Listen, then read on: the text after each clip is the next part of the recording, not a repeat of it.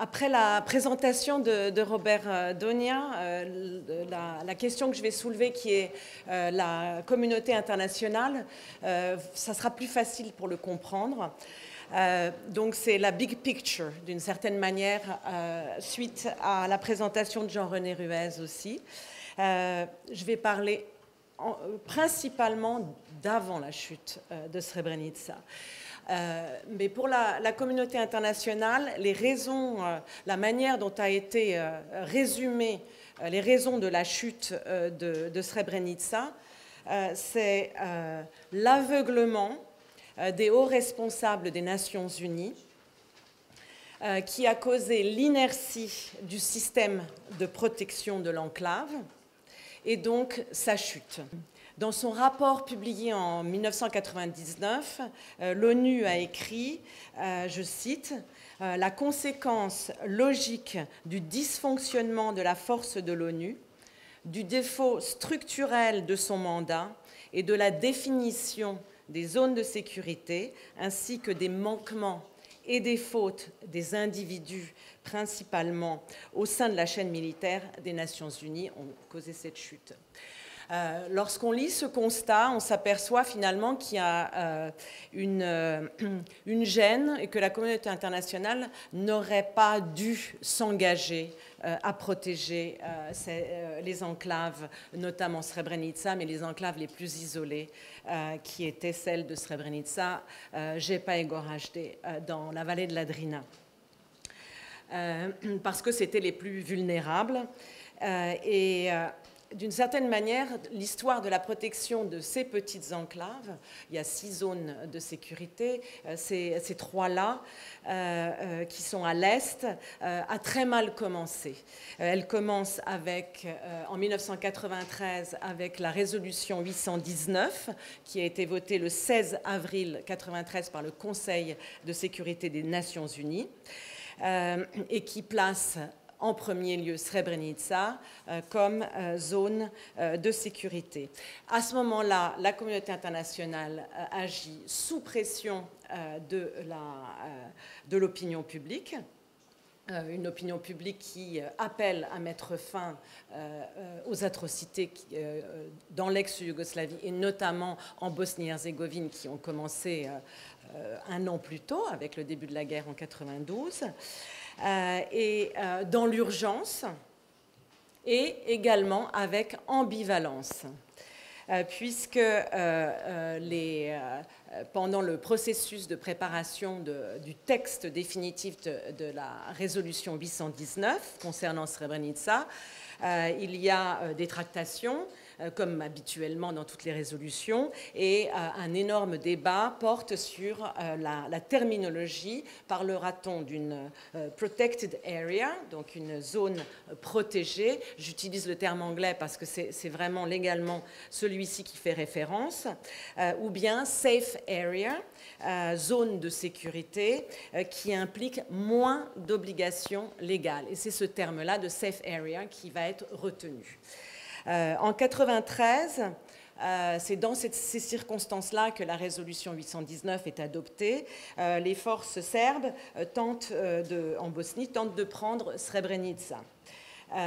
Mais ce territoire assiégé dans la vallée de la Drina est sauvé in extremis par l'intervention.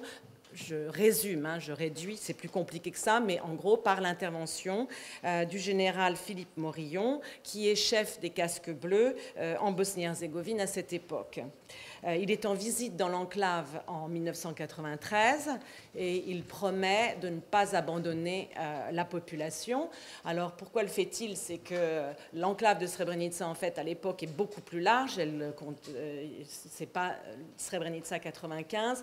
Il y a Konjević-Polje, il y a plusieurs des lieux qui sont montrés ici et qui ont été attaqués pendant une offensive à l'époque, en 1993, par les forces serbes et qui ont déjà réduit sensiblement l'enclave. Donc, Cerska, Konjević-Polje sont tombés et Morillon vient en mars à Srebrenica. Les images du général Morillon à Srebrenica qui fait cette promesse individuellement, il en prend l'initiative, il n'y a pas eu 15 000 téléphones, donc c'est une initiative individuelle, disons, mais ces images font le tour du monde, et à l'époque, on a encore, ça s'appelle, les Américains, le Pentagone appelle ça l'effet CNN, c'est-à-dire qu'on est encore à une époque, dans les années 90, où les médias créent la politique d'une certaine manière par le biais de l'émotion ou de l'information et de la réaction de l'opinion publique.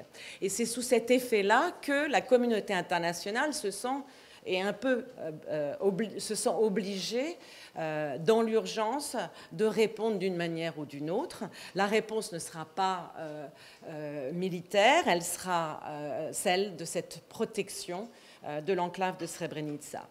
Elle est décidée également parce qu'une mission est mandatée par le Conseil de sécurité sur place pour évaluer. On est toujours en mars 93, la résolution est votée en avril, est mandatée sur place, et les membres de cette commission, l'un des membres connus qui a témoigné à plusieurs reprises au TPI pendant les procès, qui est Diego Aria, qui était le représentant, l'ambassadeur du Venezuela au sein du Conseil de sécurité, utilisent dans leur rapport le terme de un génocide au ralenti est en train de se produire dans la région.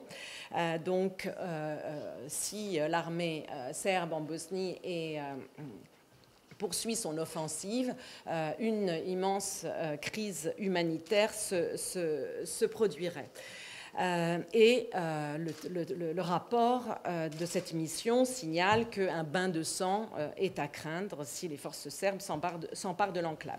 Il faut dire que Srebrenica, comme l'a dit Robert Donia, est un objectif depuis le début de la guerre de la part des nationalistes serbes. L'un des objectifs stratégiques, c'est effectivement de contrôler la vallée de la Drina, un large corridor. Dans des documents et des intercepts, il y a même assez précisément, même en coordination avec Belgrade, la requête du régime de Belgrade, Milosevic, d'avoir un corridor de 50 km de l'autre côté de la Drina pour effacer la Drina comme frontière. Le travail, le nettoyage ethnique commence dès le départ de la guerre au printemps 92. Une grande partie de ce territoire, donc par rapport à cet objectif, est réalisée et nettoyée de ces populations non serbes, majoritairement des Bosniaques ou Slaves musulmans.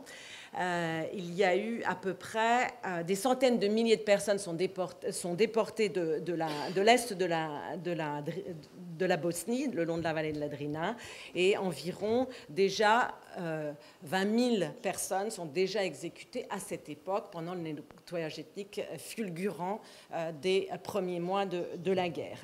Subsistent 3 poches de populations qui sont préservées, qui sont autour de Jepa, Srebrenica et Goražde. Donc le 16 avril 1993, les grandes puissances n'ont guère d'autre choix que de promettre de protéger cette population survivante, on peut l'appeler. D'autant que des écoutes téléphoniques, je ne sais pas depuis quand elles sont publiques, mais elles le sont en tout cas depuis décembre 2014, lors du procès Mladic.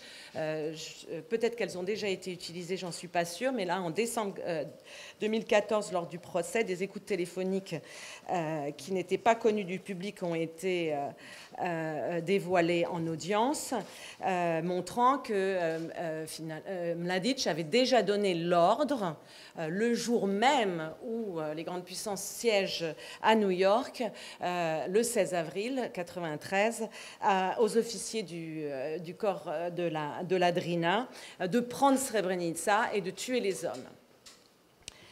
C'est les audiences Mladic du 1er décembre 2014. Suite à la mise sous protection des Nations Unies de Srebrenica, le 6 mai 1993, 5 autres territoires enclavés sont également protégés, dont Jepa et Goražde si on parle de l'est de la Bosnie, et des casques bleus sont déployés. En juin, le 4 juin 1993, par la résolution 836, cette protection est renforcée par l'autorisation du recours à la force. Et le texte précise qu'en riposte à des bombardements par toute partie contre les zones de sécurité, toutes, les 6, pas simplement Srebrenica, mais également Srebrenica, en riposte donc, à des bombardements, à des incursions armées, à des obstacles délibérés mis à l'intérieur de ces zones et dans leurs environs, et à la liberté de circulation de la force de l'ONU. Dans ce cas-là, on peut faire appel à l'OTAN. En avril 1994, lorsque les troupes du général Mladic tentent de prendre l'une de ces enclaves, là il s'agit de l'enclave de Goražde, qui est la plus grande des 3 enclaves de la vallée de la Drina, l'OTAN déclenche des frappes et stoppe l'avancée des forces de Mladic. Et face à la détermination des grandes puissances, les troupes de Mladic reportent à plus tard son projet d'achever la conquête de l'Est de la Bosnie. À la même époque, en 1994, les Européens, Europe, Russie et Américains, rassemblés au sein du groupe de contact qui est créé à cette époque-là en 1994, une proposition de paix et un nouveau plan de paix, parce qu'il y en a déjà eu plusieurs qui n'ont pas fonctionné, et mis sur la table des négociations, qui propose de sauvegarder cette Bosnie-Herzégovine que ses voisins cherchent à dépecer, à détruire, à faire disparaître en tant qu'État. Donc la proposition internationale est de préserver la Bosnie-Herzégovine dans ses frontières internationalement reconnues depuis 1992, avec une partition interne du territoire, avec 51% du territoire accordé aux Bosniaques et aux Croates de Bosnie ensemble, et 49% restants qui seraient attribués aux Serbes. Mais cette proposition qui est faite en 1994 est rejetée par les bosno-serbes, et le processus diplomatique est plongé dans l'impasse. Et il reste dans l'impasse jusqu'à l'année suivante. On arrive en 1995. Et à ce moment-là, la communauté internationale s'impatiente. Le conflit a commencé en 1992, la question n'est pas réglée, il n'y a aucune avancée suffisante.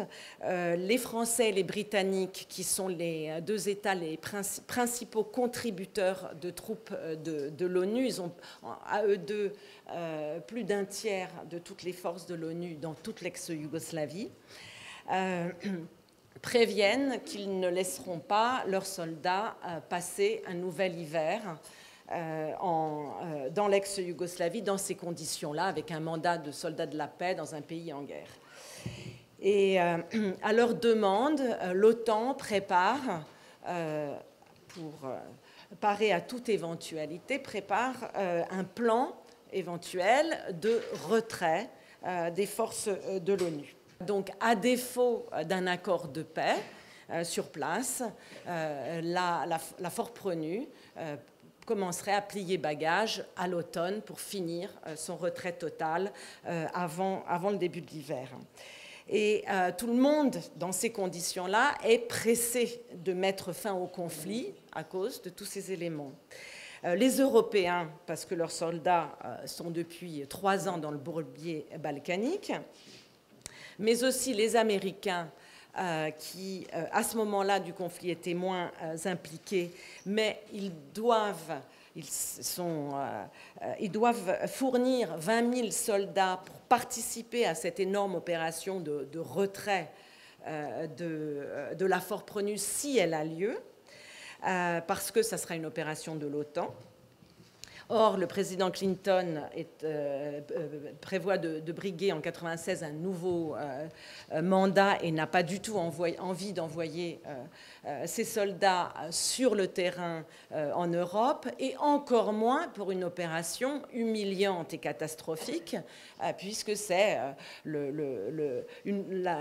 symboliserait l'échec occidental que de retirer les forces de l'ONU et de laisser le conflit exploser sans plus de forces d'interposition, d'intermédiaire, de présence internationale.